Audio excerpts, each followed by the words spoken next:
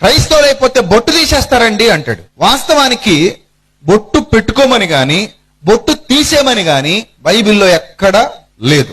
క్రైస్తవులైతే బొట్టు తీసేస్తారండి అని చెప్తూ వాళ్ళ మీద కొన్ని నిందలేస్తుంటారు, కొన్ని అపవాదులు వేస్తుంటారు. ఈ బొట్టు అనేది అసలు బైబిల్కి ఏమాత్రం సంబంధం లేని విషయం.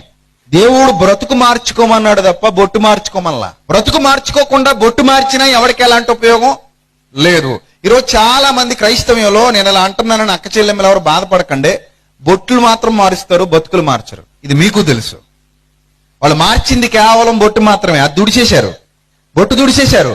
బ్రతుకులో ఉన్న పాపాన్ని తొడవలా, బ్రతుకులో ఉన్న దుర్నీతిని తొడవలా, కనీసం మాటలో చండాలాన్ని తొడవలా, బొట్టు మాత్రం దుడిచేశారు. సమాజం చూసినప్పుడు ఏమనుకుంటదంటే, ఇది మతం మారి బొట్టు దుడిసింది, బ్రతుకును మాత్రం శుభ్రం చేసుకోలేకపోయింది. నుదురు శుభ్రం చేసుకుంది కానీ ఏం శుభ్రం చేసుకోవాలి, మనసు శుభ్రం చేసుకోలేకపోయింది, హృదయం శుభ్రం చేసుకోలేకపోయింది అంటారు.